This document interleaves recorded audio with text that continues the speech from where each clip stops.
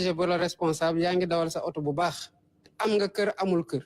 nga téye salaire dara salaire am ne lii dama koy jox nguur gi téye ko loolu ça ne s'appelle ni moins ni plus que détournement de deniers publics. Code général des impôts su ma juumul parce que gëj naa xool fiscalité article 686 687 ne loolu ku ko def directeur général des impôts et de domaine dafa war a porter plainte te bu ñu la porter plainte le mandat de dépôt est obligatoire ñun waxuñu kenn mu porter plainte ba tey mais ñooñu ñu porté wul plainte pourtant qui sont en infraction ñu xam ko ñoom ñu xam ko ñoo jóg ne ils portent le combat jàpp ne parce qu'ils ont le micro qu'ils peuvent me mettre la pression man kenn mënuma def benn pression parce que fi ma toog nii sant yàlla alhamdulilah rabbil alamin c'est un immense honneur et un immense privilège j'ai juste envie de servir le temps bi ma yàlla natal fii waaye bu weesoo loolu gëma dema ci yàlla ci ni ma ko téye ba tax ma war a def la naka su dul noonu wala sama sago di ci rëcc ci leneen c'est ni vis-à-vis de la presse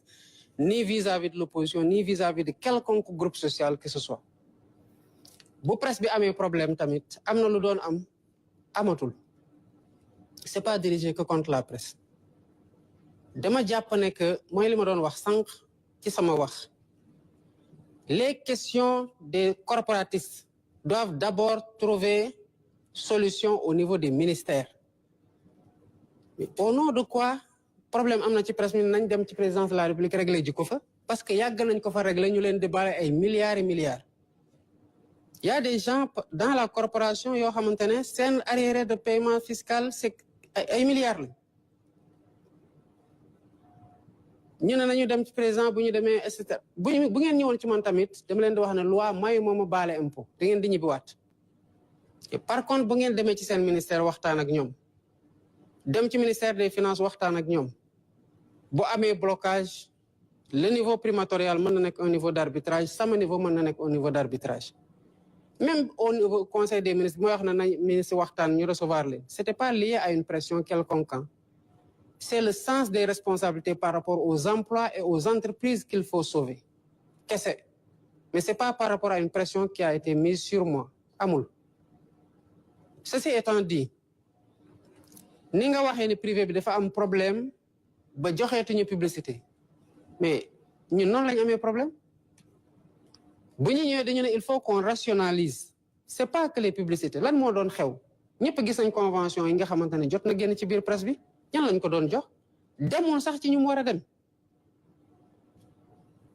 ci ay saagakat la doon dem ñëpp ñoo xamante ne ils étaient patentés pour wax lu bon ci Pastef ak président Ousmane Sonko du parti mais en fait ñooñu lañ doon jox ay convention yéen waa presse bi yéen a toog defal seen bopp seen assise ne dañoo war a assainir la presse sénégalais yi de façon générale il faut que ñu xam ñaar la presse y compris il y a pas de réforme sans douleur jubanti mooy plat bi ngeen commandé mooy plat bi ngeen di gis nii plat bu weex xat la nit ñi mënuñoo bëgg changement nañu changer te képp ku ñu wax na changer nga bañ mais naka la ñuy changer si les gens ne veulent pas changer payons tous nos impôts suñu responsabilité la ñi ci doon góorgóorlu nañu gën a góorgóorlu ñi ci dul woon góorgóorlu nañu gën a góorgóorlu maintenant quand un problème survient ce que j'ai pas aimé dans l'attitude de la presse te naa ko wax tamit mu leer tey mooy automatiquement ngeen jàpp ne que vous devez court-circuiter tout le monde y compris le ministre le premier ministre dem palais toog ak président de la République régler ji ko fa jël seeni photo comme ça se faisait loolu laa bañ beneen bi mooy vous êtes fautif parce que les redressements ont été consacrés les procédures closes vous auriez dû payer et il y avait ce que la loi dit mooy contrainte ji lañ leen di teg ak li nga xamante ne bëgguñu fa woon dem ba foofu par responsabilité et mansuétude am na loo xamante ne nag bu amee yéen a am dëgg d'abord balaa may wax ci loolu je reviens sur les publicités bu ñu gisee ne que ay DG fi nekkoon di signer comme bon leur semble ay contrat de publicité selon que presse bi def leen di xalamal ou pas wala mu leen di saagal seen adversaire dañu wax ne l'argent des entreprises publiques mënul servir à donner des contrats de publicité pour la promotion des directeurs généraux et pour des guerres par procuration. Ñu ne levons le pied ba mettre de l'harmonie xool entreprise buy def publicité lan la soxla est-ce que dafa war a jegenteeg soxna Astou Dione mu yore médiam rek mu du ko xëppal ay publicité bu ko jaree bu ko jarul wala dafa war a ressortir d'une stratégie d'entreprise lucide qui répond à un objectif de communication qui a été bien pensé loolu lañ bëgg mu am. On a dit que d'abord on a changé le Big Gouv qui était un bureau d'information en bureau d'information et de communication gouvernementale. Mu booloog la communication de la présidence ñoom ñaar ñu am un comité exécutif pour avoir une communication de l'État. Ils se réunissent. Mensuellement, c'est élargi aux chargés de communication des ministères qui ont la charge aussi de décentraliser au niveau des directions de leur ministère. Et que le plan d'action de communication remonte, ñu xool est-ce qu'il y a une cohérence dans la parole de l'État. Loolu àndut ak ñu bàyyi DG bu nekk muy def ay contrat ñu ko neex y compris ñi nga xamante ne c'est pas les destinataires parce que créé wuñu benn emploi amuñu benn charge lii la ñuy régler te bu sottee di ngeen ci gis seen bopp. Mu des nag beneen affaire am na kenn ku ma bind récemment ne ma dafa presté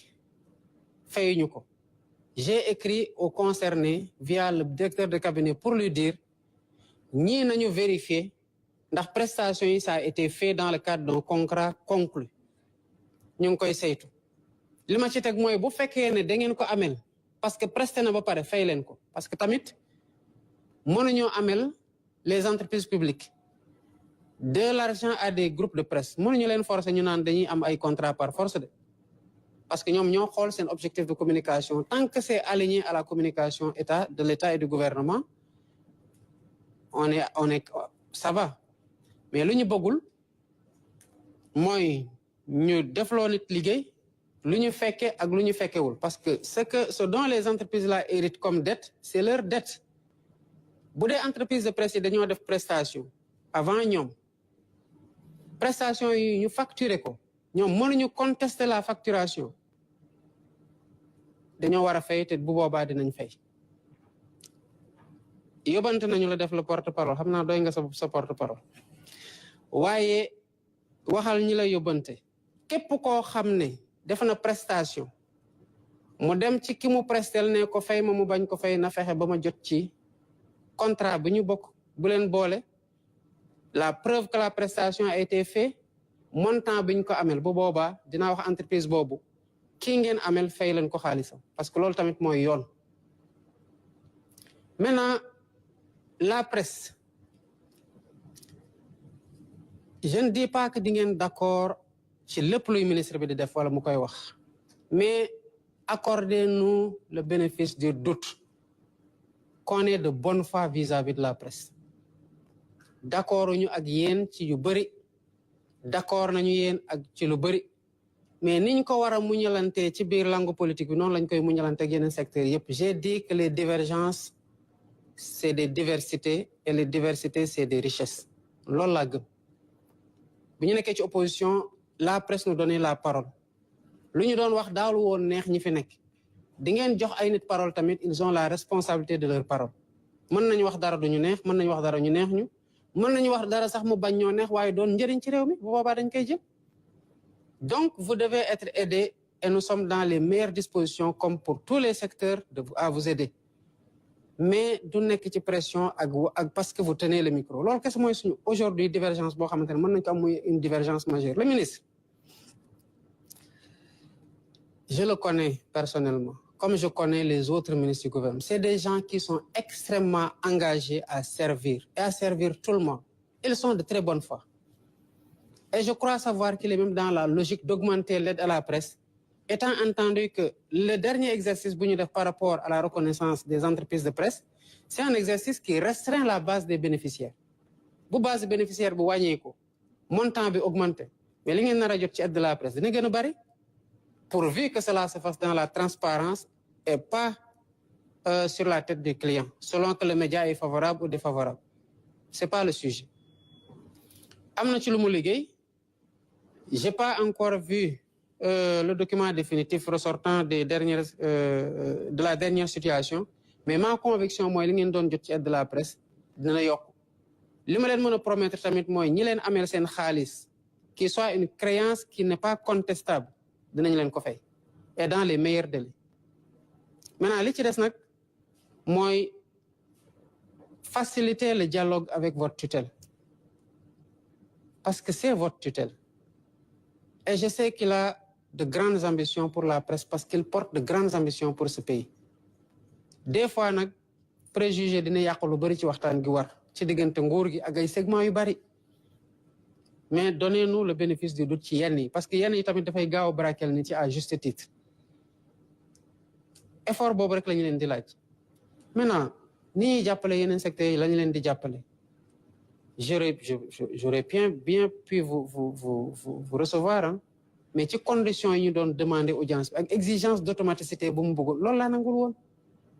maintenant que si cela se comprend mën naa toog ak yéen ñëpp déglu leen waxtaan ak yéen ci mais du romb dégg bii tamit nga xamante ne jàpp naa ko de après dinaa xam xëy na lu ma xamul lu ngeen mënta wax ci biti boobaa on apprendra acte dans la mesure où les arguments présentés sont pertinents waaye ñi fi nekk presque ak ñeneen favorable ak défavorable yëpp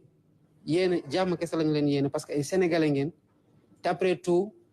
le gouvernement gouverne pour tous les Sénégalais et le président de tous les Sénégalais amuñ ci xaaj ak seen. Très bien. Le collège du CNRA. Le collège du CNRA sera bientôt mis en place. J'avais reçu une lettre dans ce sens-là et j'ai instruit. Très bien, Monsieur le Président de la République. Merci d'avoir accordé de votre temps à la presse sénégalaise. Je rappelle que c'est un rendez-vous périodique que vous avez initié et que vous respectez. Et ça sera de manière tournante, une manière de donner la chance à toute la presse sénégalaise de venir ici discuter avec le chef de l'État. Monsieur le Président de la République, maa ngi lay gërëm di la sant ci dalal bi ñu dalal fi tey ak waxtaan bi ñu fi amal maa ngi sant tamit di gërëm sama collègue journaliste yi ma ci àndaloon François Xavier Thiaw bu RTS, Astou Dione de la 2STV, Ablaye Diallo Yor bi, Mohamed Diallo Seneweb, Maïma Ndour Faye de la 7TV et Sidi Diop du quotidien national Le Soleil. Merci également à vous, chers téléspectateurs. Merci à tous les Sénégalais. maa ngi leen jox dig daje bu yàggul dara ci seen télévision nationale la RTS. Bonne soirée à tous.